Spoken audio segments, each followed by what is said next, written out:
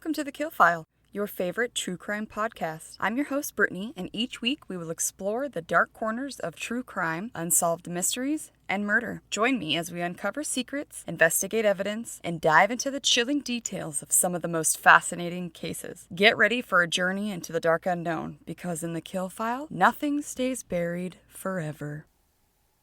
Hey guys, welcome to episode 18 of The Kill File. First off, I want to take a second and thank all of you guys. You guys are all rock stars for sending and giving me feedback. I can't even tell you what it means to me to have you all of my listeners, letting me know your thoughts. And I hope that I will be doing this for the rest of my days. And I hope that you will stick around and help build the Kill File community. Also, don't forget to share the posts and pictures or episodes on your own social media platforms so that other true crime lovers in your lives can find us. So, I'm sorry if my voice is still a little bit crappy. I'm still getting over the cold that my boys brought home. This is one of those ones that just keeps on giving. So, if I sound a little poopy, I apologize. I know that can be annoying, but eventually I will be back to regular Brittany voice. So sorry, got to deal with it. Today's case is going to be a recent one, actually. We're going to talk today about the death of Sarah Harris. Some of you may know this case as the quote-unquote depraved heart case. So trigger warnings for today are drug use and murder. Since I hammered you guys last week with such a heavy case, I figured that this week I should find something that's a little bit more heartfelt and not quite as heavy. All death and murder is awful, don't get me wrong, but some are obviously more heavy than others, and this is one of those ones that's interesting, to say the least. So, let's jump in. Sarah Harris was the age of 25 when, according to her then live-in boyfriend, Dr. James Ryan, he had found her unresponsive laying on the couch and had dialed 911. In the call, you can hear Dr. Ryan sound shaken up when he told the 911 dispatcher that he believed she overdosed. He sounds to be distressed, and he's saying that he's doing chest compressions, but she is unresponsive. The 911 dispatcher then asks him if she's still breathing, and he says she is not. The authorities arrived to the scene, and the scene looked to be, unfortunately, an accidental overdose. So let's go back. Who was Sarah Harris, you may be asking? Sarah Harris was a beautiful, lively, and seemingly full of life young woman whose life was taken way before her time. In high school, Sarah was said to be a great student who was aspiring to be a model, and you guys, she was gorgeous.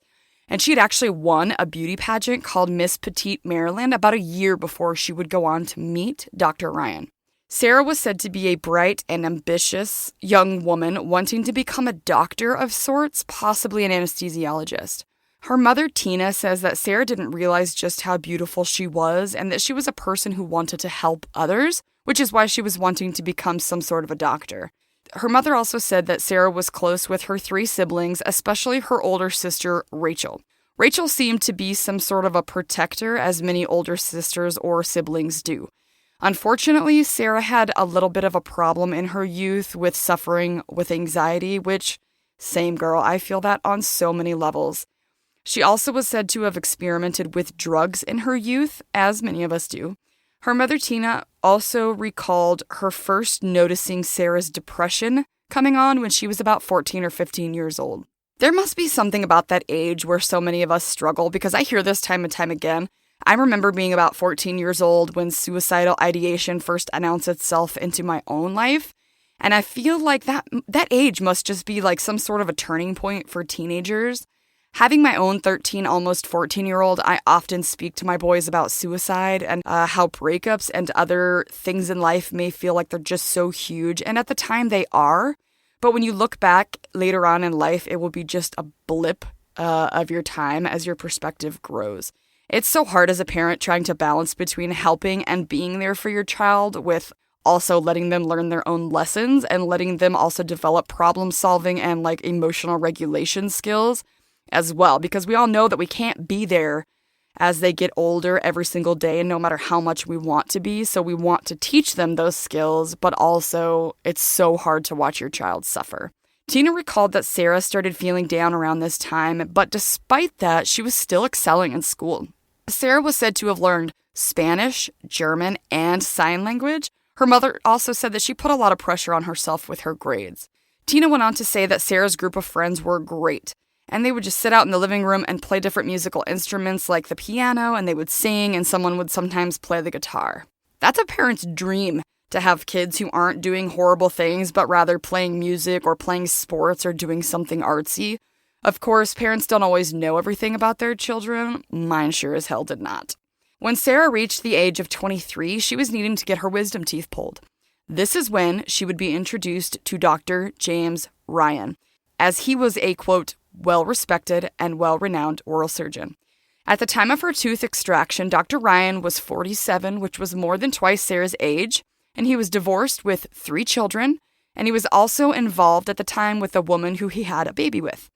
The extraction seemed to go well, and not long after this procedure, Sarah started receiving text messages from Dr. Ryan asking how she was doing, and it was mentioned in the 48 Hours episode that I watched, which, by the way, this is where I got so much of the information, as well as other media outlets. I wanted to mention real quick, too, that in case I've never said it before, I always list my sources in the transcript that I insert manually for each episode, because I started putting them in the show notes, but because I'm also on YouTube, it takes the notes and it makes the title and subject about each episode really weird and long, and it has a lot of that information in there no matter how much I spaced it out. So if you're ever wanting to read the articles that I use for my sources or you're curious, just check for them in the transcript. That's where they're going to be. Anyways, it was mentioned by Sarah's mother that when Dr. Ryan started texting Sarah, he had used a bunch of emojis, which I guess at first seemed a little weird to Tina and Sarah. But Tina then mentioned that they thought maybe he was just that kind of texter who used a lot of emojis. We all have some in our lives. I personally use some, not a lot, but I do know people who use them, and sometimes they don't even know how to, especially with like an older generation. So it could have just been something that he was trying to seem younger with, but who knows. Not long after this, as he was still texting Sarah often, he mentions to her that he's looking to hire a surgical assistant and asked Sarah if she knew anyone.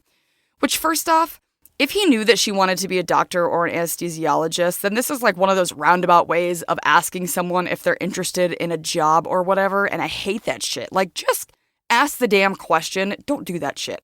Dr. Ryan offered her the job, saying that he didn't need her resume, but rather to just come in and do a quote-unquote, like, working interview, which to me is weird. This is already setting off red flags to me. I would rather know that someone who is helping on any kind of procedure of mine, that they're qualified and that they know what they're doing. Also, to me, this just seems like an older man who likes a younger girl who has no business looking elsewhere if he's already involved with a woman whom he has a baby with recently, no? Tina recalls that she was very proud of her daughter's new position, though, and thought it was amazing that Dr. Ryan was going to teach her all of the medical knowledge that she would need to assist him. Tina was already suspicious of Dr. Ryan from the beginning, as any mother probably would be, if someone who was more than twice their daughter's age was texting them weirdly out of nowhere and then offering them such a profound job. However, Sarah was reported to be happy with her new position and she loved the job. When the holiday time rolled around, though, this is when Dr. Ryan gave Sarah a gift that made it pretty obvious that he had feelings towards her, and those feelings were more than just boss and assistant. When Sarah told her mom that the doctor had bought her a diamond necklace, that is when the mother started feeling some type of way again and told her daughter that she should put her foot down because obviously he wanted more than just a professional relationship. In the beginning of 2021, Sarah had told people that she actually agreed to go to dinner with Dr. Ryan. So obviously he had made her feel some sort of way with the gift and a relationship at work that we can only speculate on. Dr. Ryan had apparently stated that he was ending his other relationship and apparently impressed not only Sarah, but Tina as well in the beginning of what would end up being Sarah's unfortunate downfall. Tina had admitted that even she was excited about their relationship at first because of Dr. Ryan's impressive behavior. He had apparently leased Sarah a new car, and then he went as far as taking Sarah and her family on trips with all expenses paid. I'm sure that would win some over. Hell, I'd be pretty excited to go to some nice beach vacation for free. But I'm not sure how I would feel about my daughter dating someone so much older than her with 3 kids with one woman and a baby that he just up and left for my daughter. I'm not judging because we all have blended families and to each their own. That's not the problem. But when you combine that with the other odd behavior, I feel like I would not like that feeling that it would give me. It just feels icky and not right. Tina said, in a way, it was almost like Dr. Ryan was schmoozing to win her over as well. She stated that he would tell her that Sarah was so lucky to have her and that he would love to have had a mother like her. This entire thing sounds like love bombing to me. Tina recalled that her and Sarah had such an amazing bond which kept them close. By the summer of the same year, where she and Dr. Ryan had first gone on their first date, the couple had decided to move in together, and this is when Tina said that everything started to go downhill. Shortly after the couple moved in together, Tina made note that Dr. Ryan was, quote, dominating Sarah's life, boss, boyfriend, and even letting her live rent-free in his house. Sarah wasn't flourishing as most would have thought given her new life. She was actually seemingly more anxious, depressed, and not her usual self. This is when Sarah would go on to see a psychiatrist, and Sarah would then receive the diagnosis of being bipolar. Her mother said this is when she noticed her daughter changing, not only in spirit, but physically as well. Tina stated that Sarah started losing weight and her skin and complexion was changing too. That September, the family was on a trip to Key West, and this is when Dr. Ryan got drunk and revealed something to Sarah's mother that was just weird and yucky. Apparently, Sarah was asleep and Dr. Ryan was already intoxicated. He told her mother that he had first noticed Sarah in the park when she was only 14 years old. Like, what? What do you mean you noticed her? He hadn't even met her yet. He revealed to her mother that he would see her playing at the park with her friends and then noticed her around the neighborhood as well. So when Sarah was 14, Dr. Ryan would have been 38 years old. So my age, noticing a 14-year-old at the park around the neighborhood. Okay, well, I guess just stating that he noticed her maybe wouldn't have been the weirdest thing in the world, as we all kind of quote-unquote like notice kids in our neighborhood. And maybe we would see them at the park one time. But it was what he said following this statement that made it so yucky and definitely not innocent. He went on to say that he had found out that she was working in a toy store, so he would bring his kids there to the store so he could see her. What? Fucking gross. So not only did you see this little girl around your neighborhood, but as she was growing up, you found out where she worked and took your own children there just so you could see her? If that doesn't scream predator, I don't know what does. Then this douchebag went on to say that he remembered when she had dressed up in an Elsa costume and said that he thought she looked just like Elsa. Ew, dude. Then he went on to tell her mother that he had also found out that she had worked at a restaurant, so he would go there for dinner and get her as his server so he could see her. This whole thing to me as a parent would creep me the fuck out if my daughter's way older boyfriend drunkenly said these things to me.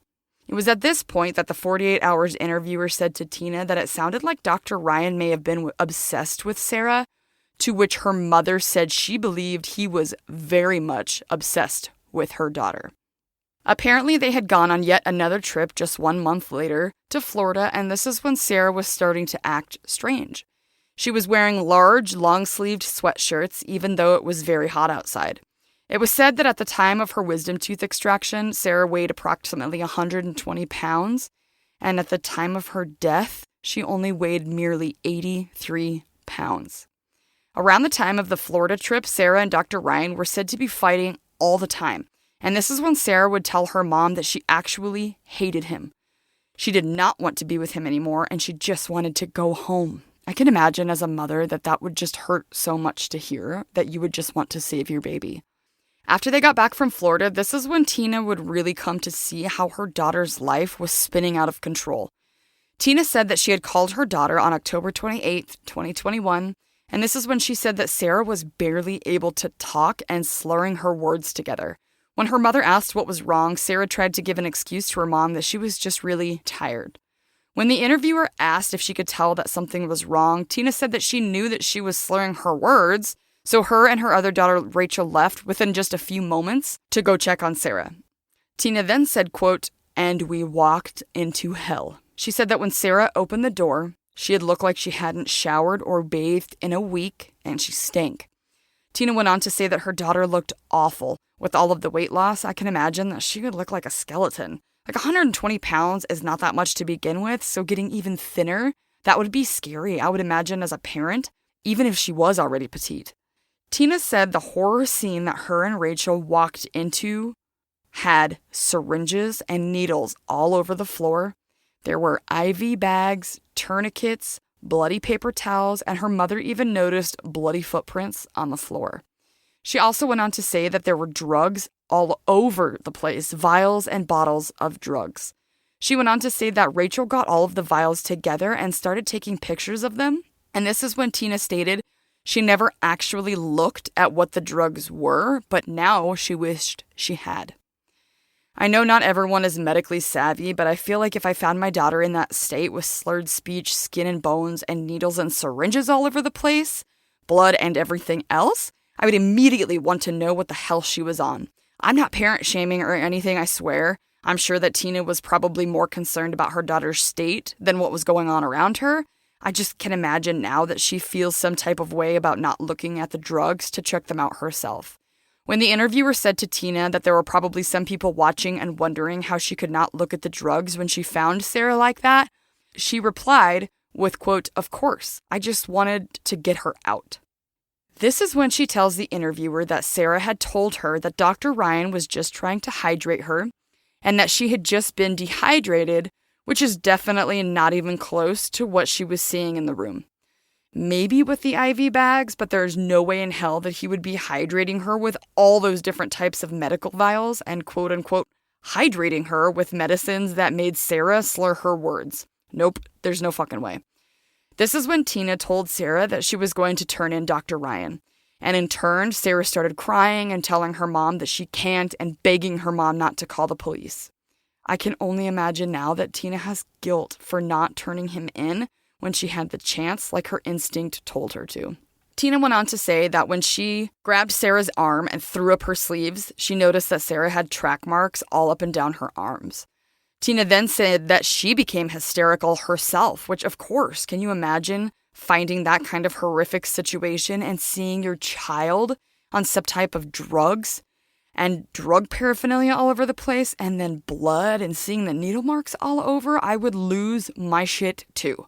However, Tina did agree to hold off on turning in Dr. Ryan, but she insisted that Sarah move back home with her family.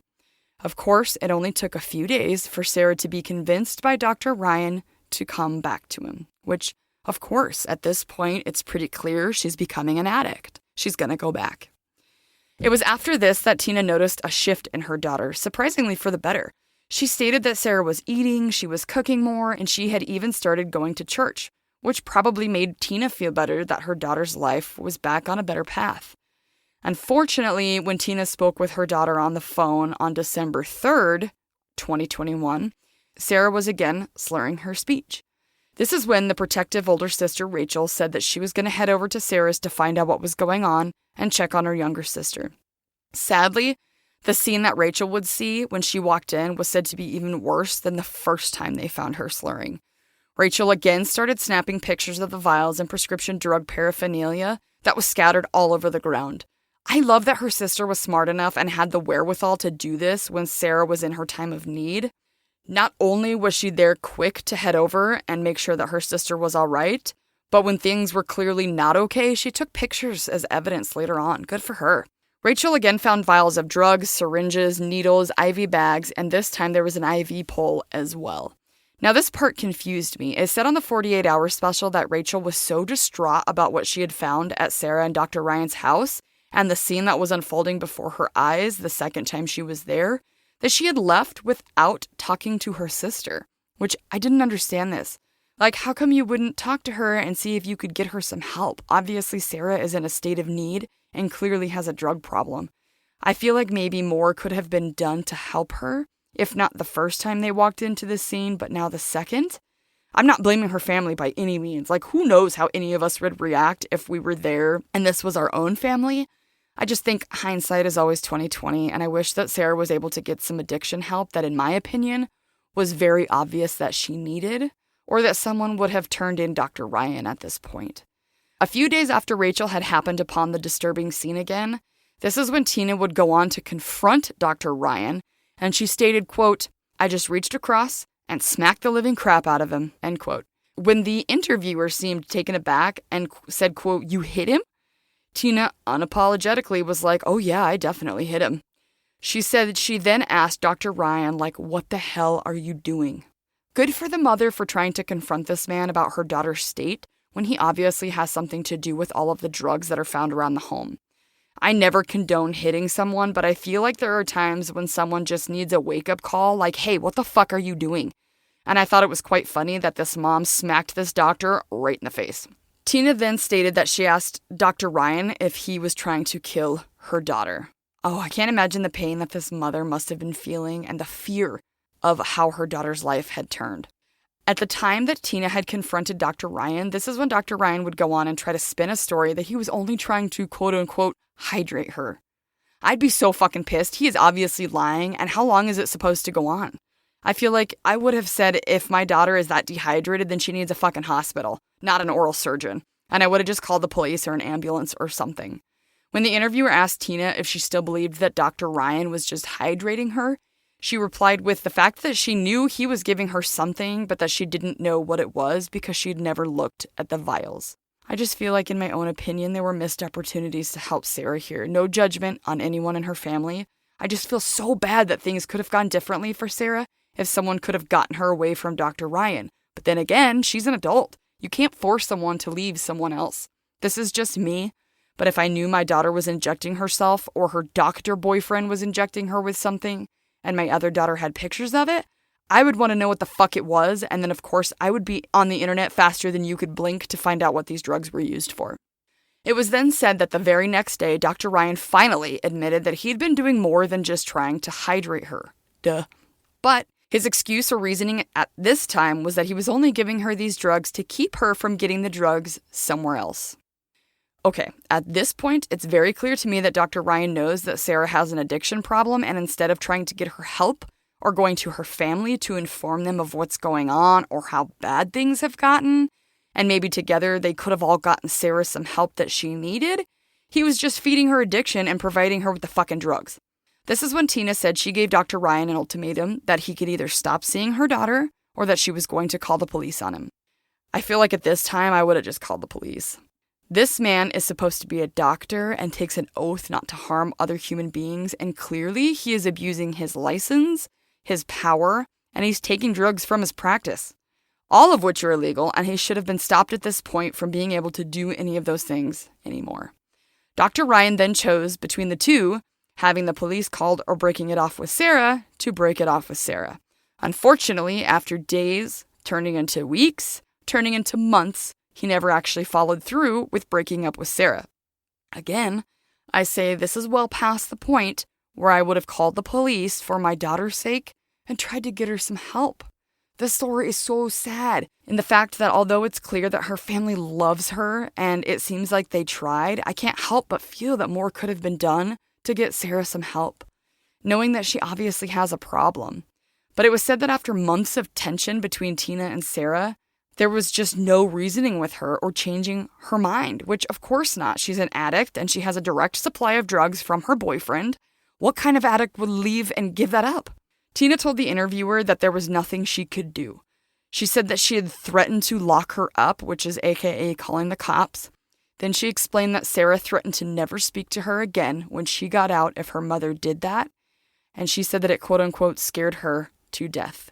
It wouldn't be long before tragedy struck the Harris family, but not in the form you may be thinking.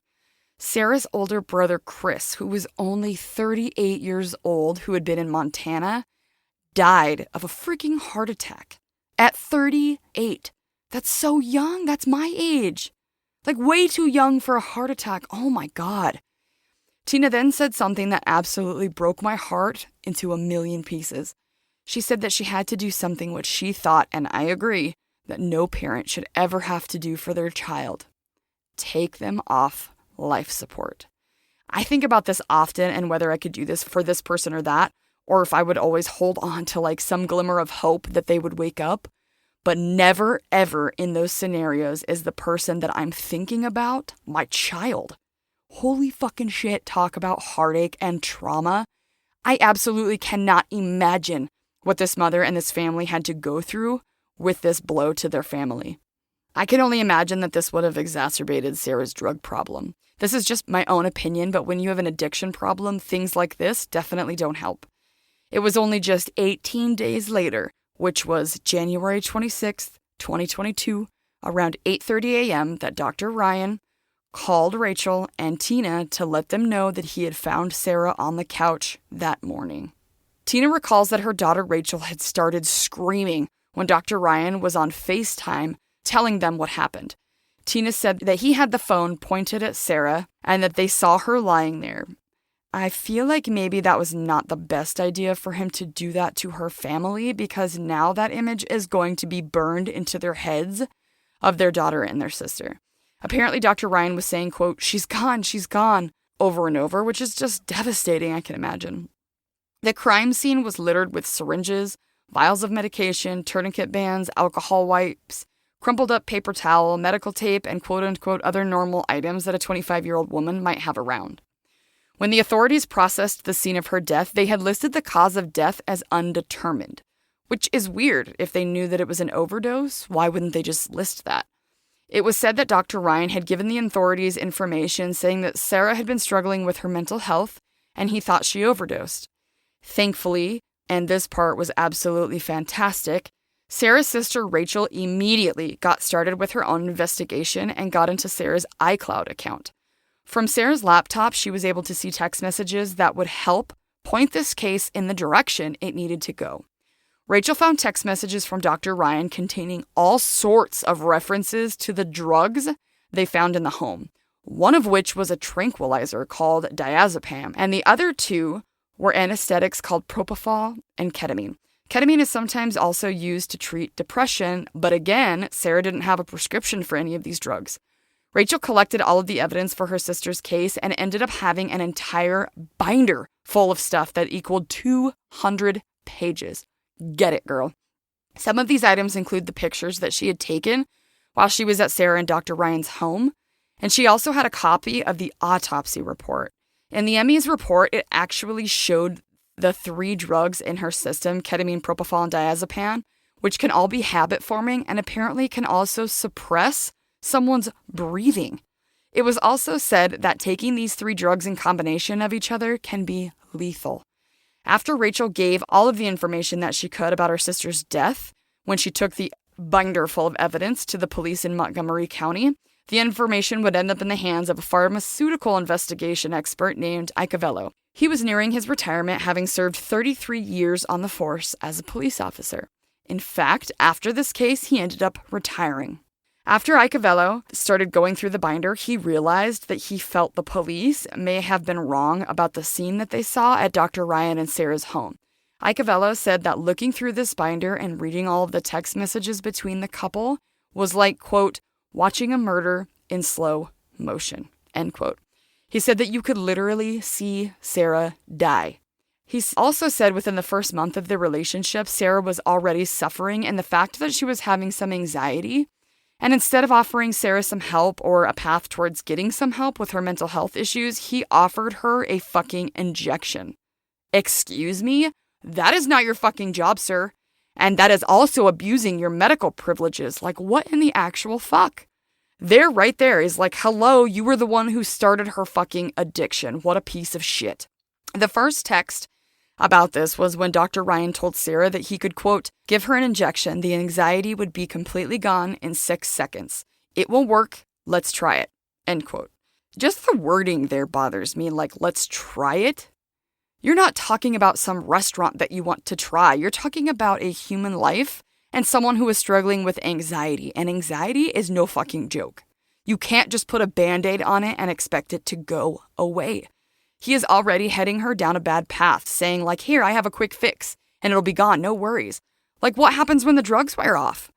What about the underlying issues? What about practicing safe medicine and making sure that she doesn't have a history of abusing drugs or an addiction problem? It makes me so sick that this piece of shit was like, here, I'll be your savior and abuse my medical power, and I feel like I'm impressing you at the same time. Fuck that. This man, as a medical profession, an oral surgeon or not, should have known that he has a specialty for surgery of the mouth, and that mental health professionals have a specialty in treating the mind. Iacovella went on to say that through the text messages, he could see that Sarah was forming habits for these drugs and was very obviously asking her doctor boyfriend to supply the drugs she wanted. In various text messages, you could see that she was asking for the specific drugs, saying that they needed syringes, and complains about how she was feeling often. Unfortunately, when reading through the text messages, Iacovella says that there was no point where Dr. Ryan tells her no when she asks for all of the drugs. It was also revealed through these text messages that not only did Dr. Ryan supply the drugs for Sarah to continue her habit, but that he also at least one time injected her himself. Like, what? Listen to this text message. It was from December 20th, 2021, so like a month before she died. He texted her, quote, "If you wake up, I just went to change after I gave you ketamine just now." So now he's injecting her himself while she's asleep? The text from the day before she died was Sarah asking if it was possible for Dr. Ryan to bring home ketamine when he came home that evening, and the reply was, quote, "Yes, I will bring some home. I love you, baby."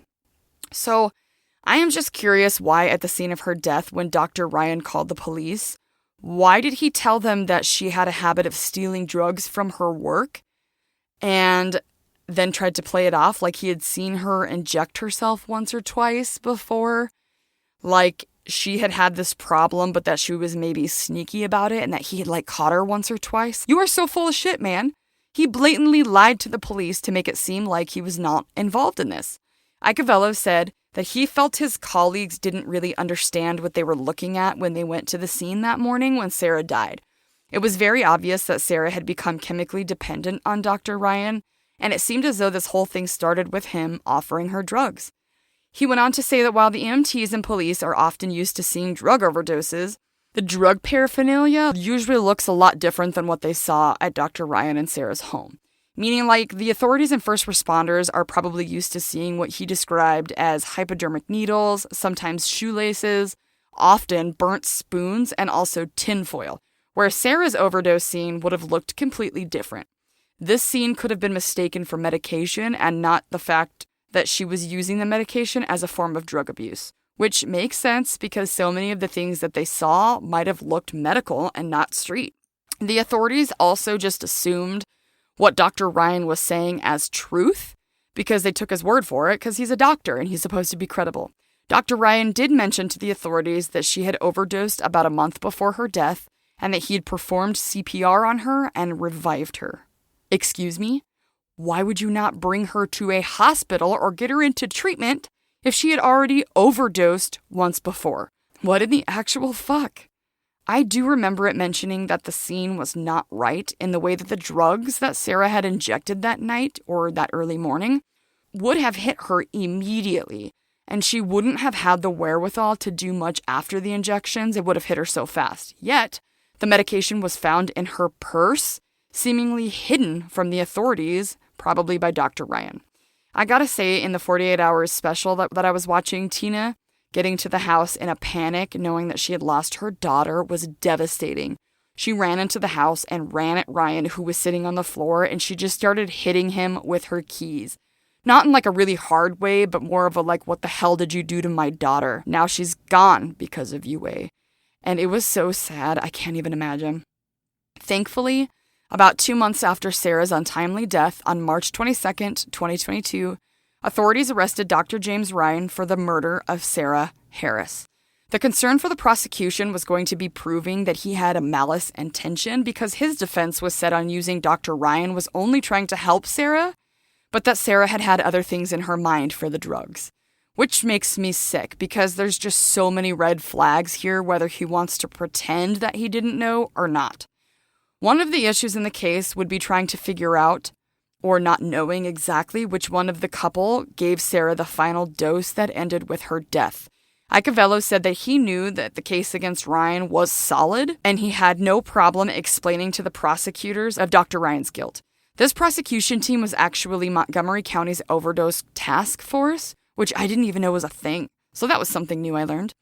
So the prosecution had come up with something that isn't heard of very often, which is the depraved heart second-degree murder charge.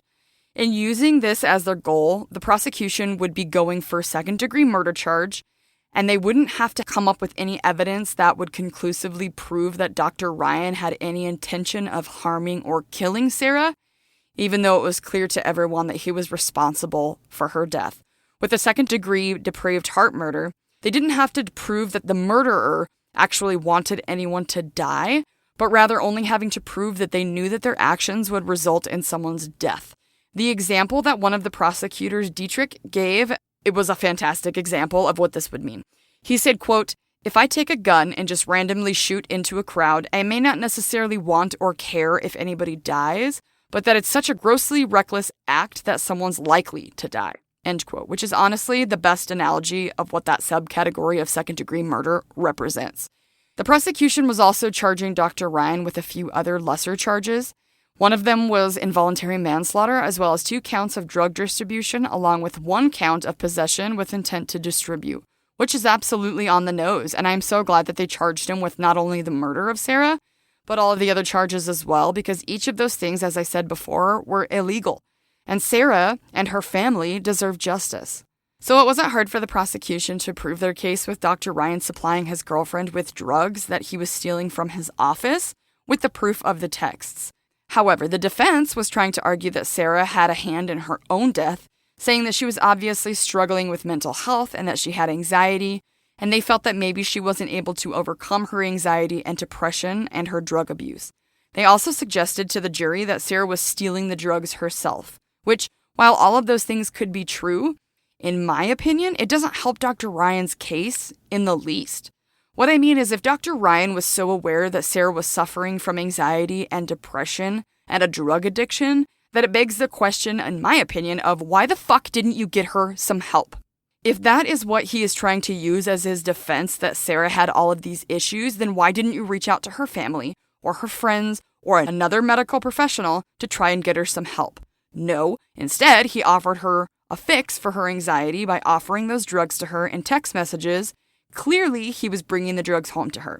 So he can't really sit there and use her mental illness as a reason for him not to be guilty if he knew these things were going on, yet still brought her the drugs as recently as the night before she died. You can't have it both ways, dude. I did read Dr. Ryan's voluntary license surrender letter to a Dr. Verma, and Dr. Ryan agreed to voluntarily surrender his medical license to practice dentistry. In this letter, he stated that he had been charged with the murder of his girlfriend, and from the letter, it doesn't seem as though he had gone to trial yet, as the wording in his letter stated if he was found guilty, etc. However, in the letter I found, he stated that he, quote, diverted controlled dangerous substances including ketamine, midazolam, propofol, and diazepam from my practice and distributed them to my girlfriend who developed a serious addiction to the substances. It is further alleged that the distribution of some of the drugs to her was the proximate cause of her death on January 26, 2022. Then it goes on to say that he won't apply for reinstatement for 2 years following this voluntary license surrender. First off, this letter is stating that he was well aware that he brought her the drugs, and it named one of them that we didn't even speak about. And secondly, it says that he not only stole them from work, but gave them to her, and speaks directly to the fact that as a result of this, she developed a drug abuse problem on these substances, and furthermore, it contributed allegedly to her death. So, before he even went to trial, here is a full-on and signed letter surrendering his license for the charges. Also, it's scary to think that he could have applied to reinstate his license after 2 years. Would he have been able to get his license back? God, I hope not. I hope that this was just in his head and that he wouldn't have been able to practice again, because if that's something that happens, that's fucking terrifying, that the people that we're supposed to trust to care for us could be murderers. So apparently before Sarah's death, when her brother Chris had died, Sarah had written a post on Facebook, posting a picture of her brother and saying, quote, "Never goodbye, I'll see you soon, big bro." The defense wanted to use this in court against Sarah, and the judge was like, yeah, no, that's not happening. However, she did allow the court to use a text message that Sarah had sent Dr. Ryan a few months before her death, in which she told him that she had lost the will to live. Again, I say if they are trying to use this as a defense that she may have been suicidal, then why is this man bringing her fucking drugs home to your allegedly suicidal, drug-abusing girlfriend? How in the fuck does that make him look any better? You still supplied her with the drugs, you moron. Iacovello says that he feels that the vials had been put in her purse before Sarah died. And if that's true, then she must not have been the one who injected herself. He said there was no evidence of this being a suicide at all, and that he didn't believe that she was the one to administer the drugs the night or early morning that killed her. So, someone either injected her or someone cleaned up the scene. Either, it does not look good for Dr. Ryan. As the prosecution is wrapping up their case, they reminded the jury that for the charge that they were after, for Dr. Ryan, it didn't matter whether he wanted Sarah to die or not when he gave her the drugs, but rather that giving her the drugs in the first place was like, quote, handing her a loaded gun. Fortunately, the jury came back with a guilty verdict in Sarah's case to both the depraved heart murder and also the manslaughter charge. Before sentencing, Sarah's mother and sister were able to speak out about how they felt that Dr. Ryan was a predator and, quote, a wolf in sheep's clothing. Tina, in fact, begged the judge to put the doctor away for the rest of his life. Dr. Ryan actually addressed the court, saying that he did not administer the final dose to Sarah, but he does state that he takes responsibility and not preventing Sarah from being able to get her hands on the drugs that killed her. His lawyers also submitted supportive letters from Dr. Ryan's friends, one of which stated that the doctor had a drug problem of his own, which I was wondering this whole time if he was using it all too, and that's why he didn't mind bringing so much of it home, but who knows if that's even true. He tried to say that words could never amount to the remorse that he feels.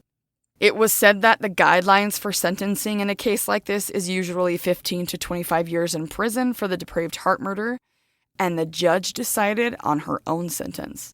She then sentenced Dr. James Ryan to 40 years in prison and additional time for the other charges, and this would equal 45 years altogether.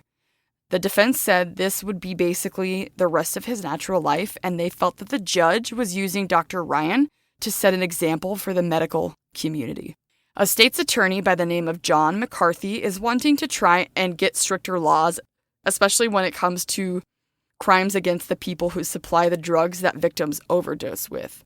This is something that he has been working on since 2015. In Maryland in particular, he said it's been very hard, and it doesn't seem that their legislation is at a place to want to do this for their state, which is too bad, because I completely agree that something needs to be done for stricter laws for suppliers and drug dealers, for the roles that they play in people overdosing. I understand that the dealers themselves are not the people who are overdosing these people or abusing the drugs, maybe that the way the victims are. I just feel like, especially with street drugs, there's no accountability for selling these drugs that end up killing people.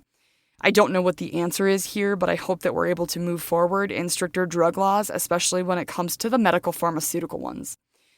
And that, my friends, is the sad, eye-opening, and tragic case of Sarah Harris's death by overdose at the hands of Dr. James Ryan. I did read that Dr. James Ryan is already working on an appeal for this case, so keep an eye out if you're interested to know what happens. So I'm curious what you guys think about this case. This one's definitely controversial. This one is definitely interesting as well.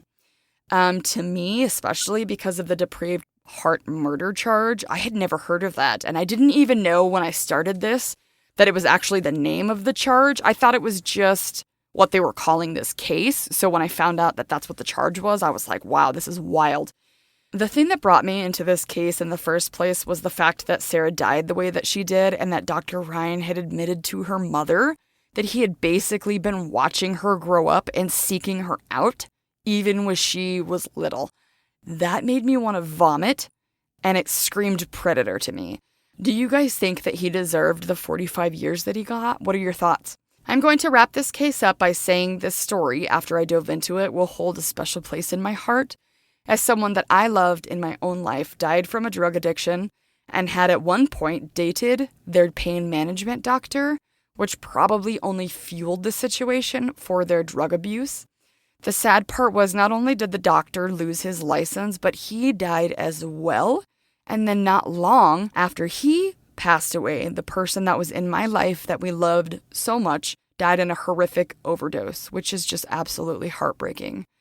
I hope that if there is someone struggling with drugs in your own life that you were able to try and reach out and get them some help and try to help them see the path that they're on could potentially be a fatal one. I know that that is easier said than done, and addiction is just a bitch. All right, you guys, I will see you next week for another episode of The Kill File. Stay safe, you guys. Bye. Well, that's it for today, guys. Thank you so much for hanging out with me today and listening to another episode of The Kill File. If you want to share your thoughts on what we covered today, suggest a case for me to check out, or if you're just bored and looking for something to do, you can head over to The Kill File's social medias and reach out. We're on Facebook and Instagram as The Kill File, and we're on YouTube and TikTok as The Kill File Podcast. Also, feel free to check out our website at thekillfile.com, where you can learn more about me, your host, and a little bit more about how The Kill File got started. I love hearing from you guys. Come back on Mondays, wherever you listen to your favorite podcasts, when we will cover another case on The Kill File, where nothing stays buried forever. Stay safe, you guys. Bye!